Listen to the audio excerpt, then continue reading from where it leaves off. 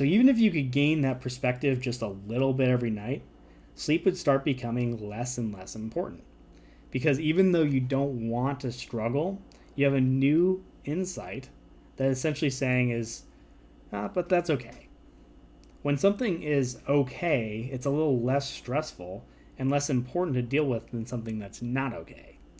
And I've helped some people who found that this insight alone caused kind of a total breakthrough for them, because they spent every night for years just fighting endlessly at a struggle and never once considered that the struggle itself was okay.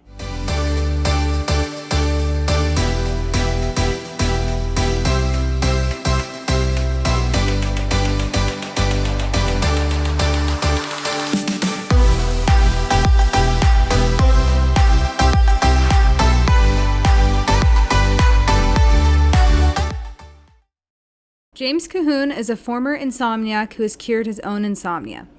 He is not a doctor, nor is he a licensed practitioner of medicine. The material in this video is meant for informational purposes only. Consult your physician before making any decisions based upon this material. Welcome to the second video on reducing the importance of sleep and importance reduction techniques. So in the last video, we looked at the current setup that you're running under, which is that sleep is very important, which leads to these anxious thoughts and feelings, and that's what essentially causes the actions like worrying that cause fragmented sleep.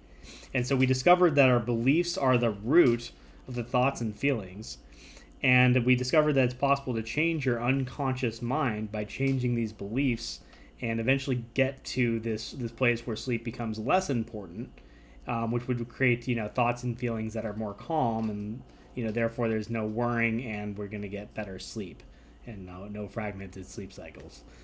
So now we're going to start getting a little bit more into how to actually change these beliefs.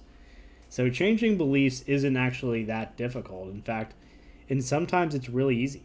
It doesn't change who you are. It doesn't mean betraying your values by any means. And it's not some like hokey, odd pseudoscience kind of thing. It's just simply having a look at what you know to be true and asking questions to see if you miss any information that could sort of redefine your beliefs to better serve you. So it's sort of getting a new perspective. So your current beliefs are determined by the information that you're aware of.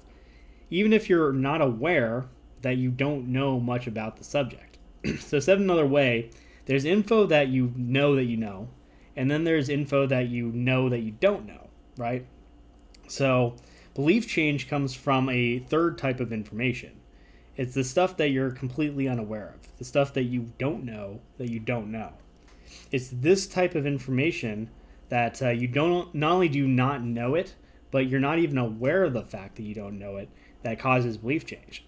And if you really stop and think about it, it stands to reason that of all the information in the world, you're probably only aware of a small fraction of it. So of all the information in the world, most of it you're not aware of, and you're not even aware of the fact that you're not aware of it. You don't even realize you don't know it, right?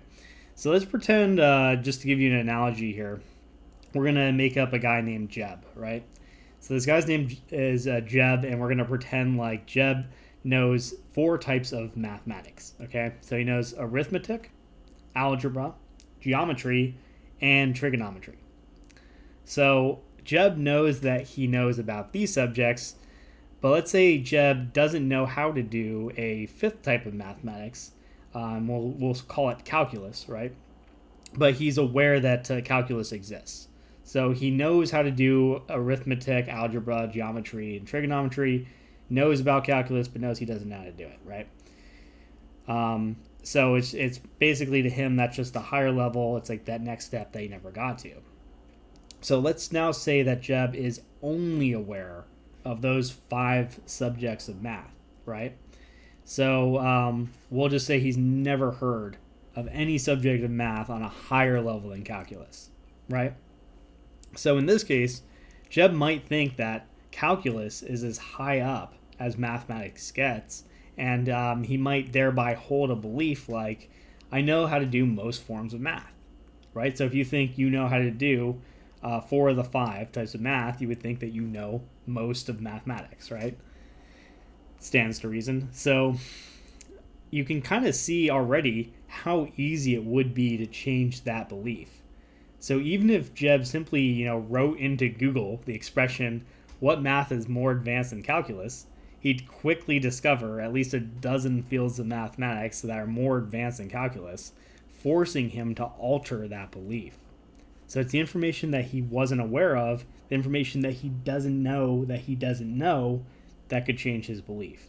So one book on this topic is called Sleight of Mouth, which is named after the sleight of hand tricks that magicians use, but instead of visual magic, it's about mental magic. And in this book, author Robert Dilts, on the subject of changing beliefs, says the following.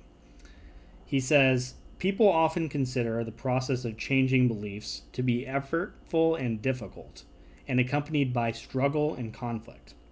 Yet the fact remains that people naturally and spontaneously establish and discard hundreds, if not thousands, of beliefs during their lifetimes. Perhaps the difficulty is that when we consciously attempt to change our beliefs, we do so in a way that does not respect the natural cycle of belief change. We try to change our beliefs by repressing them, by disproving them or attacking them. Beliefs can become surprisingly simple and easy to change if we respect and pace the natural process of belief change." So the process of belief change, when you do it right, is very natural and easy.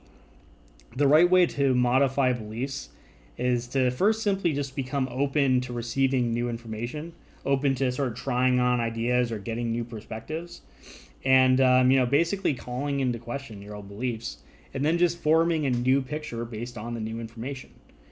So, for example, let's just take that belief: I can't get a good day of sleep, I can't have a good day tomorrow if I don't get any sleep, right? And let's consider what insights you can take from that 20% rule that we covered in the prior video. So next time you feel totally overwhelmed by tiredness the next day, you could just try this out kind of like a hypothesis. So you'd say something like this to yourself. You would say, let's say this 20% rule was right. That would mean I could do the extra work since it only take me about 20% longer to get it done. Or that would mean that this isn't the worst thing ever. It's just I'm 20% worse at it. So that makes it pretty bad, right? Something like that to sort of, test out the idea, just to see okay, if it's really 20%, then it's just going to be like this, right? And then see if that's true, and see if you can just discover anything new. Once you're kind of open to the idea, you can really start to go out and just collect evidence like this. When you really want to challenge an idea, it becomes kind of like a little project or experiment, right? So during your days, you can start to test what your real abilities are, and especially when you feel very tired, just one of the worst days, and then you just go, you know what? Instead of the worst days, I'm only 20% less. Let's just see what I could do if I put in 20% more effort, and see if I can get back to kind of a baseline. And I'll tell you, some of my best days at work have been when I got 0 hours of sleep the night before. And that's purely from operating on this belief and just knowing that I had to push myself harder because I got less sleep, right? So I definitely suggest trying out, just sort of testing this one and looking at what your actual physical and mental limitations are. And you'll probably find some pretty surprising insights when you actually start having a real look for new evidence. So after you get some new evidence that you've kind of had come to light, you can then really challenge those beliefs. So you look at beliefs that you have, things that you're saying that you knew to be true. Like, say you kind of have always thought, tiredness is crippling, right? That's just one of those thoughts that tends to come up. Well, see if you can identify something like that and replace it with a new belief like, tiredness only affects me by a marginal amount. So instead of crippling, it's now marginal. See how that would reduce the importance that you have associated with sleep? So, personally, I always just, once I got that particular one, I always just push a lot harder during the day. And, that was life-changing for me. So think about what belief that you had in your little assignment from the last video, if you did that. And just kind of look at, what could be true see if there's anything you could kind of challenge it with. And if you can't find anything yet, that's okay. We're gonna keep going down this rabbit hole here. So feel free to pause the video now if you want to have a look at that.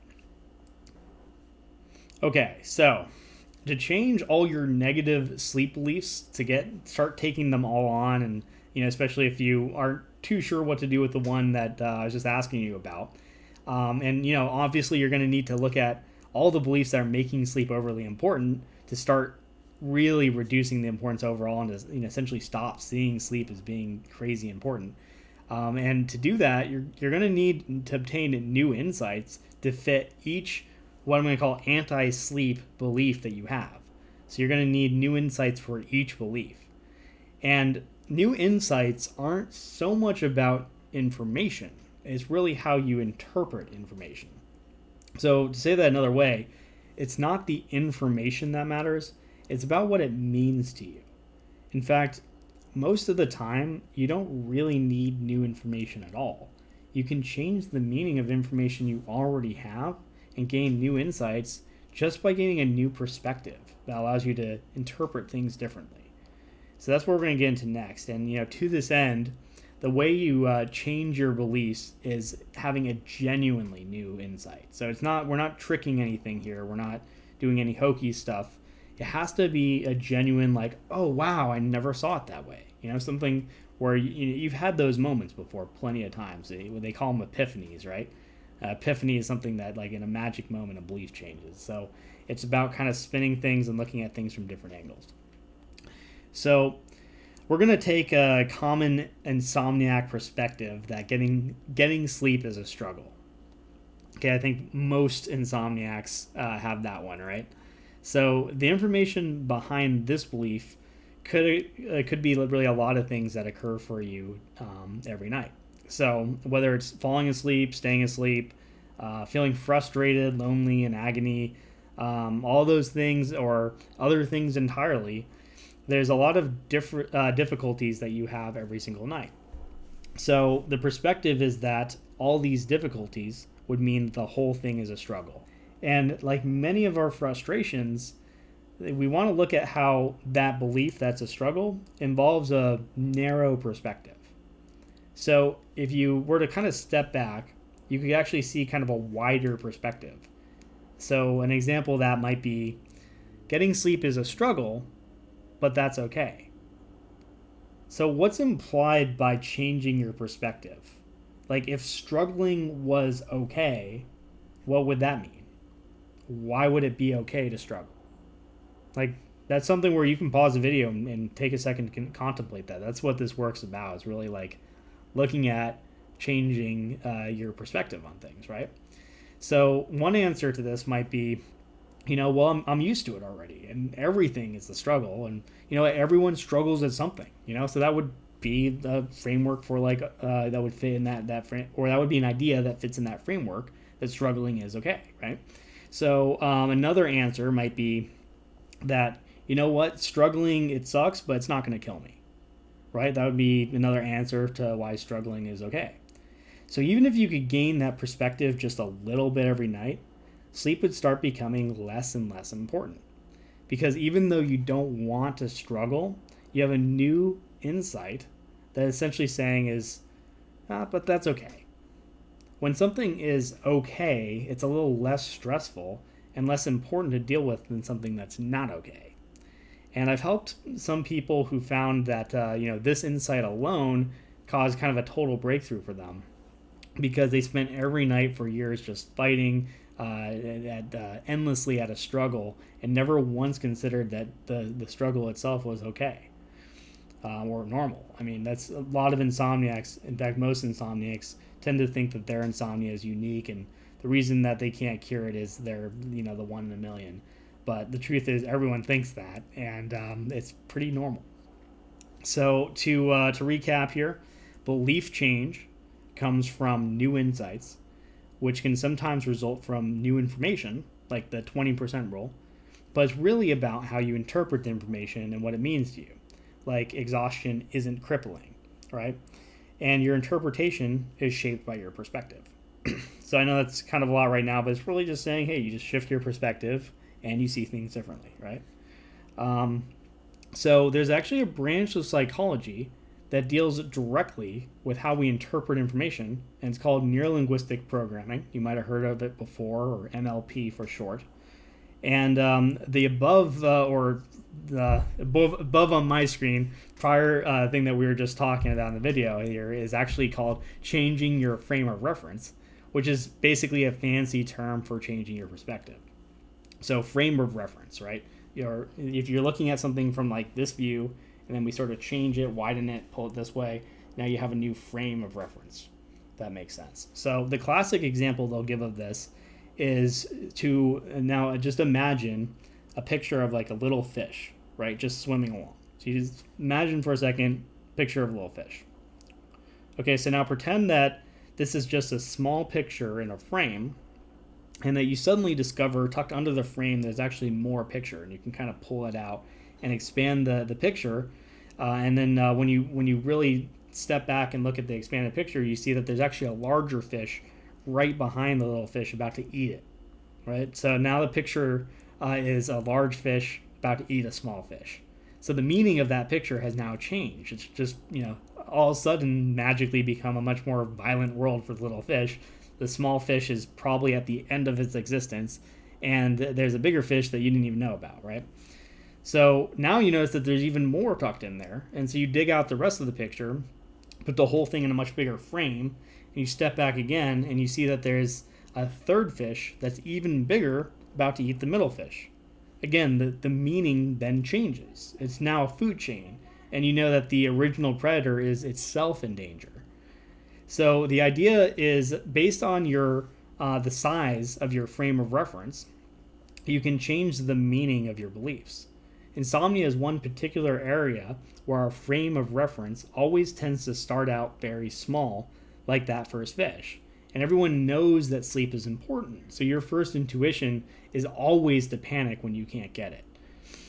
If you tell someone that you didn't sleep very much, for example, they'll immediately tell you how they need to get their 8 hours, right? It just, everyone has this myth in their head that they need 8 hours or the world's going to end. So our world is filled with countless examples of tiny frames of reference, and there's really a lot larger ones that you need to work on if you want to make sleep less important. And again, we're not tricking anything, we're not changing anything, we're just widening our frame of reference to take in all the information. So on one hand, there's a lot of information and insight that's missing in the countless thoughts that we have about insomnia every day. But on the other hand, it's very empowering to know that you can tweak your beliefs about the importance of sleep anytime you want just by changing your perspective on things. You have the opportunity to literally work on making sleep less important all day, every day. So there you have it. Sleep relies on considering it not to be overly important, kind of in the same way a good sleeper takes sleep for granted, and your access to making it less important is with belief modification, which allows you to gain new insights that fundamentally change your beliefs, which will make sleep less important to your unconscious mind. So just keep in mind that even if you could make sleep just half as important as it is now, or even just a quarter as important as it is now, you'd probably fall asleep twice as quickly, or 50% faster, and you get double the quality, right? So in our next importance reduction techniques video, we'll start using some specific NLP or neurolinguistic programming techniques on some of the other common sleep beliefs that you most likely have some form of. And by doing that, we're going to start making permanent improvements to the quality of your sleep. So we kind of started getting into it in this video, and I've given you some ideas to play with, and those things could and probably will for some people make permanent changes to the quality of their sleep. But this is something that we need to dig at a lot more, and we've just scratched the surface of it.